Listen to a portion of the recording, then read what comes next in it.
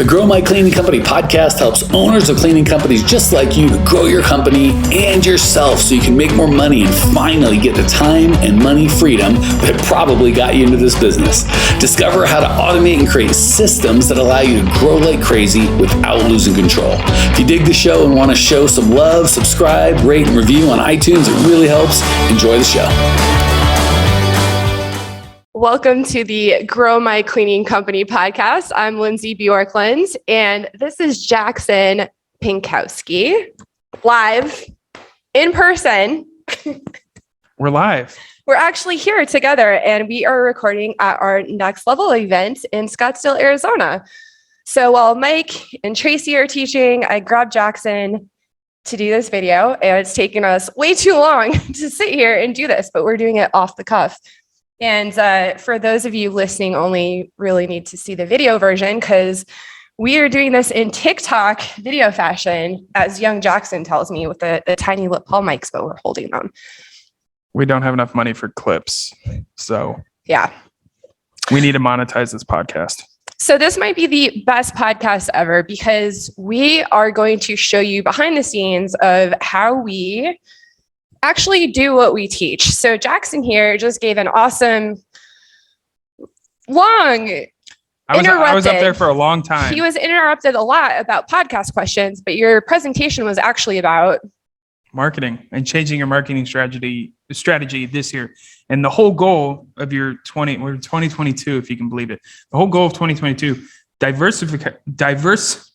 I've been talking for too long. He's not drunk, folks, and I'm so sorry about this echo. No, this is water.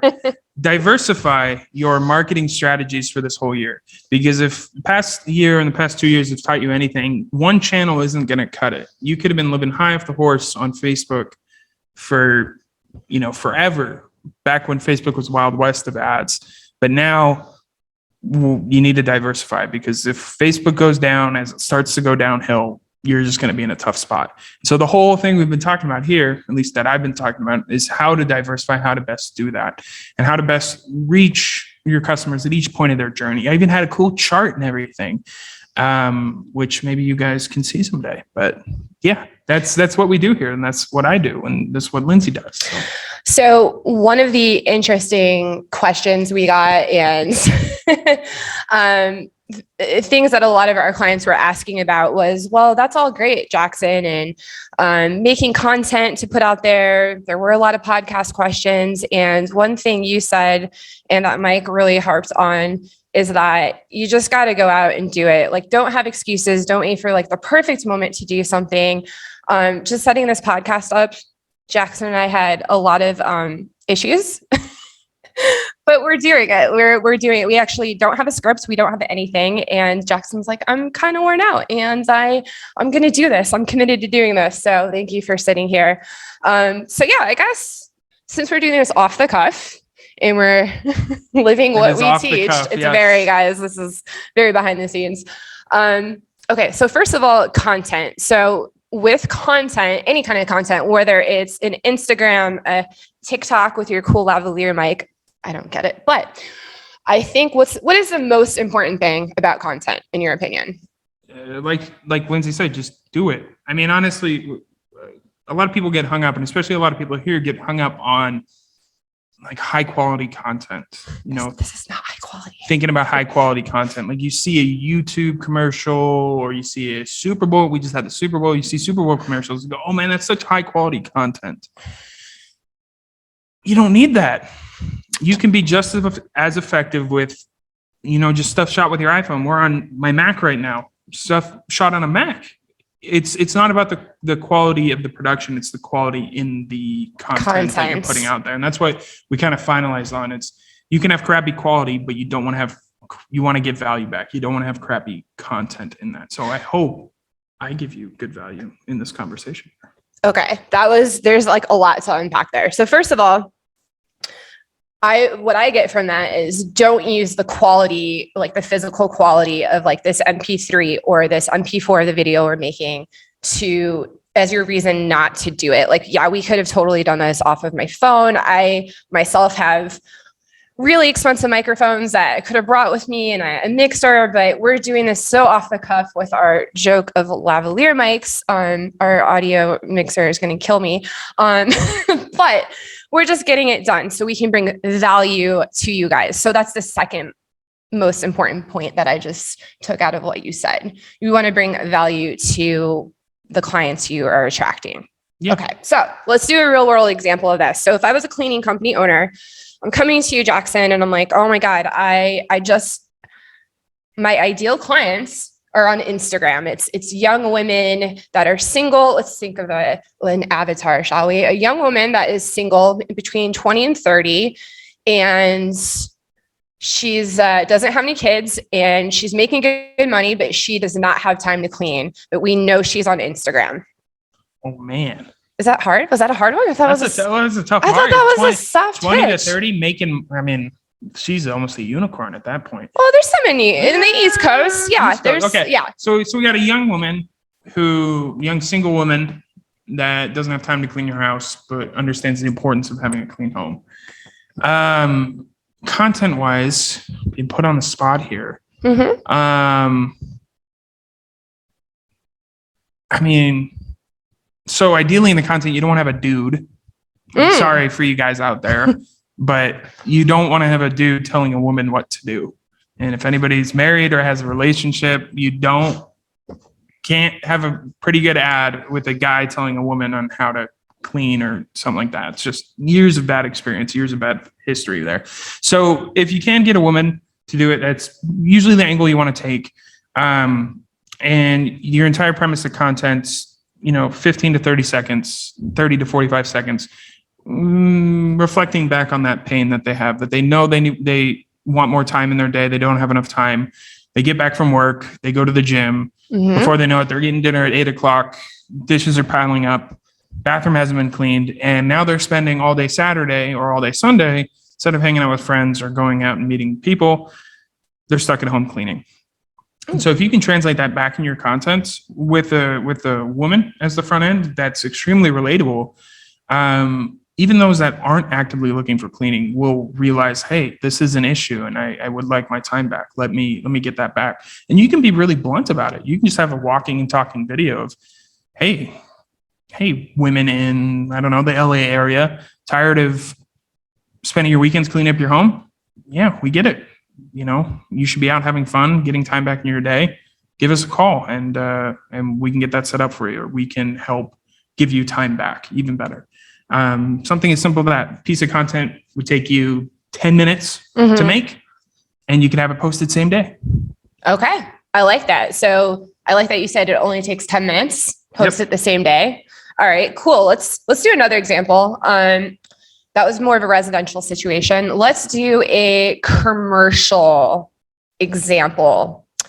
And I'm honestly having a hard time coming up with an avatar or an example. So maybe you can help me out here. Yeah, commercial is a little more difficult because, and I talked about this again at the event, a lot of you guys with commercial people tend to think I'm selling to a business or I've got to get this company to take my business. No, you're selling to a person that has the company's credit card. That could be the owner of the business, it could be the owner of a building, it could be a property manager. You're selling to that person, and that person has issues. That issues is, hey, I'm a property manager. I have to manage all aspects of this building, including tenants, and I'm stuck wrangling the current cleaners for 40% of my week when I shouldn't have to deal with them at all. You're dealing with business owners who are stuck managing the cleaning or doing cleaning because their cleaning company sucks. They don't have a cleaning company, and now they're not able to grow their business because they're spending more time cleaning in their business versus working on their business. It's another thing we say here. So again, your content can just be someone talking. Maybe you, the owner of the cleaning company, can be talking about these pain points, how you understand them. You could talk about how you don't mind spending your time cleaning because it's your job. It's a joke. As an owner, you don't want to be cleaning. Right. But we can spend your company's time cleaning, so your time at the company isn't spent cleaning. That's like a fun play on words. That was a good idea. I just came up with that. There you go. Right on the spot, folks. Late day. I'm tired. I'm hungry, but boy, I can't stop thinking about marketing, which is, a curse in itself. But something like that, super easy. Will take you 10, 15 minutes to make. And it's going to last you a lifetime and provide you way more than 10, 15 minutes of value. And this is something they could easily do on a smartphone. Smartphone, iPad. You can do it on your laptop if you really want to. But like, we were talking to people out there, and we're in Arizona right now. Yeah. And they're talking, we come up after I was talking about content, saying, oh, I don't know what to do. I'm like, you're here. You're coming from Alaska and you're in sunny Arizona now. Content would be great to film here because it's a different change of pace. You can make a ton of videos in just an hour. If it only takes you 10 minutes, in an hour, that's 6 videos. Those 6 videos could last you a whole year. Very true. Very true. And you could probably repurpose them, I'm guessing. Exactly. For several things. I mean, Instagram, Facebook, YouTube, Twitter. Instagram, I don't know if people use Twitter for companies. But I mean, another big thing we talked about is like customized messages to clients or to potential customers, both on house cleaning, commercial cleaning. That video content goes a long way. And you can make one video just thanking, hey, thanks for signing up for our cleaning services. And every customer that gets that is going to be way more likely to stick with you because now they've got this personalized video of you on their phone saying, thanks, Joe Schmo, you're so awesome. We love you. That kind of thing. So I tangent a lot and interrupt in podcasts. So you just made my brain tangent there. Can you speak to what type of content is best right now? I have an idea, but I want you to tell the audience. Content with a little microphone is the best type of content. If you're watching on YouTube right now, it's a joke. It's like a trend on TikTok. Yeah. In like 5 years, people are going to be like, these guys are stupid. What type of content is doing well? You mean like format or value? Format. Well, you can just answer my question. You said anything with a little microphone. Video, I'm assuming, is best. Video content will be best. Okay. It's video is always going to be key, or video is king for the foreseeable future. The space for video content is there. People like watching video content. I mean, TikTok is a purely based video platform. And it's grown to be like the second most used platform for video content behind YouTube, I think. Might even surpass it at this point. But yeah, if you just make short video content like that, it's going to be really big. Didn't you, I could be wrong, but maybe in one of your presentations, or maybe you mentioned it to someone today or yesterday about Instagram has changed their focus more to Reels because of TikTok, Reels being videos, short videos, right? That are how long? I mean, I think they can be up to 3 minutes. So yeah. That shows you a lot right there about the future of social media, I think. Yeah, unfortunately. If for being a marketer, I don't really like social media, which might surprise people. But this past year, Instagram, the head of Instagram doubled down on Reels, saying, oh, we're sticking with Reels. We're going to make Reels awesome. We're changing up the feed so you see more Reels and you'll see more people interacting with Reels. And you'll even have the potential to get paid if you use Reels, which is something that TikTok does. It pays their creators, and TikTok is a video platform, and it's taken a chunk out of Instagram's market. It's taken their younger user base away.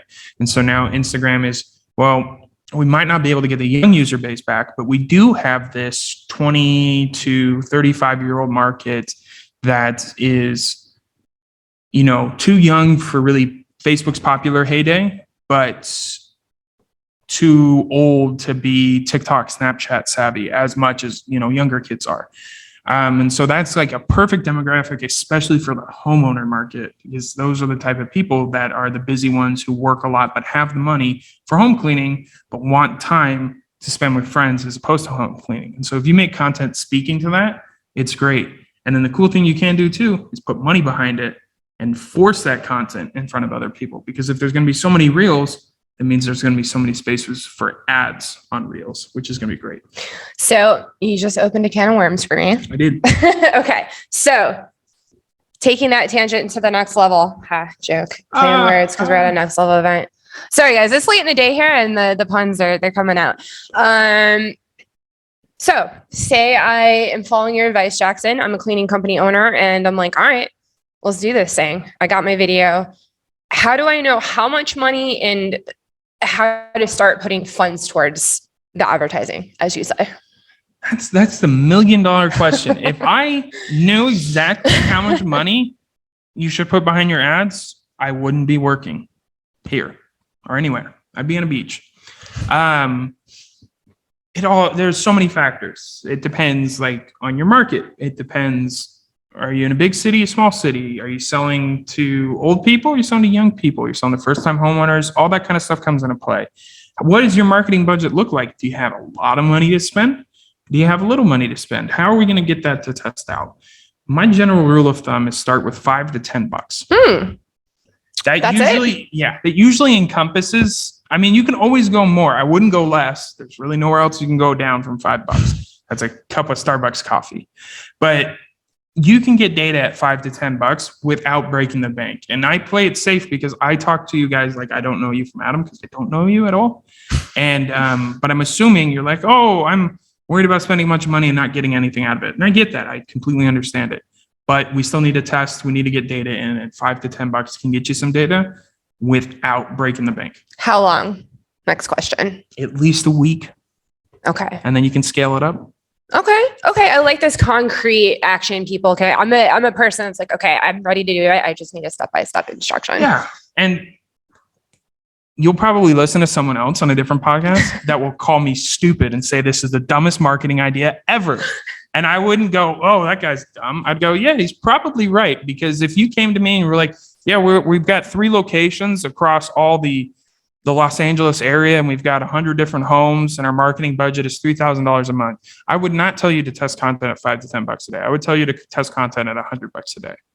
And if you're just starting out and you've got some clients, but you're looking to expand, and somebody comes up and tells you $100 a day in testing, it's going to scare you away from ads forever. So you take that conservative approach and say, hey, let's just start small and let's scale up and go from there. Doesn't fit everything, but it's a good starting point for sure. I like that conservative approach to just kind of scaling into it. Okay. All right. All right. Lightning rounds. Are you ready? We're going to do a lightning round at the ends in podcast tradition. If Jared was here, Jared, where are you? Seriously. We could have had the J versus J live. He's rocking out to 80s punk rock in his park. In Columbia. Okay. So, first question. What is your favorite thing about live events and helping our clients live? I get to see how big people actually are.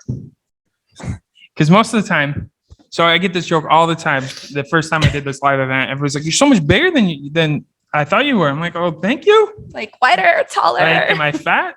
No, I'm not the skinniest dude, but it's fun to see because you see half their body, and then you come to an event, you see who they actually are, and you get to actually talk with people, and you connect with them on a more personal level. And I've been working with this company for a long time now, and a lot of the people here I've been working with for a while.